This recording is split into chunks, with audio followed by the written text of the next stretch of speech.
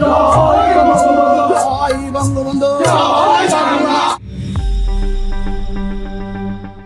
স্লোগানে স্লোগানে সোনালী অতীত ফিরে পাওয়ার আপ্রাণ চেষ্টা। যতই দিন গড়াচ্ছে মিয়ে যাওয়া আওয়ামী লীগের গলার তেজ বাড়ছে। ঝটিকা মিছিলগুলো ধীরে ধীরে বড় হচ্ছে। আর এই চেষ্টাগুলো মূলত দেখা যায় জাতীয় দিবসগুলোতে। স্বাধীনতা দিবস কিংবা বিজয় দিবস উপলক্ষ যাই হোক, রাজপথে ঝটিকা মিছিল করে দলটি বার্তা দিতে চায় তারা ফুরিয়ে যায়নি। ক্ষমতা হারানোর পর প্রথম কয়েক মাস আত্মগোপনে থাকলেও ইদানিং আওয়ামী লীগের কর্মকাণ্ডে এক ধরনের আত্মবিশ্বাস লক্ষ্য করা যাচ্ছে। এর পেছনে মূলত তিনটি বড় কারণ কাজ করছে বলে মনে করছেন রাজনৈতিক বিশ্লেষকরা। অন্তর্বর্তী সরকার নির্বাহী আদেশে আওয়ামী লীগের কার্যক্রম বন্ধ করলেও একটি নির্বাচিত সরকারের উপস্থিতিতে সেই আদেশের পূর্ণ প্রয়োগ এখন চ্যালেঞ্জের মুখে। নির্বাচনের পর রাজনৈতিক সমীকরণ বদলাতে শুরু করেছে, যার সুযোগ নিচ্ছে দলটি।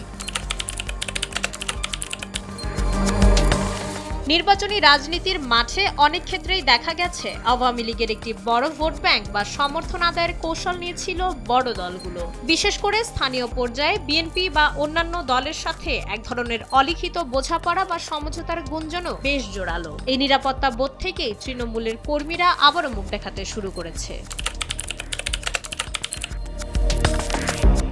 এতদিন যারা সোশ্যাল মিডিয়ায় হ্যাশট্যাগ আর পোস্টের মাধ্যমে নিজেদের অস্তিত্ব জানান দিচ্ছিল, তারা এখন দেখছে রাজপথে নামলে আগের মতো তাৎক্ষণিক কঠোর প্রতিরোধের মাত্রা কিছুটা শিথিল। এই সুযোগেই তারা অন্ধকারের খোলস ছেড়ে দিনের আলোতে আসার চেষ্টা করছে।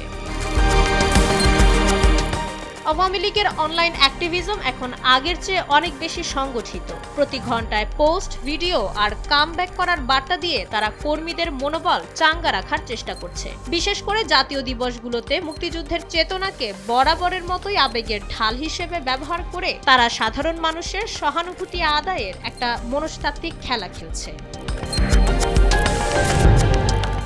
জাতীয় দিবসগুলো দেশের মানুষের আবেগের জায়গা, সেটিকেই তারা তাদের রাজনৈতিক পুনর্বাসনের মঞ্চ হিসেবে ব্যবহার করতে চাইছে। তবে এই কৌশল জনগণের কাছে কতটা গ্রহণযোগ্য হবে তা সময়ই বলে দেবে। মাইশা মালিহা, সময়ের আলো।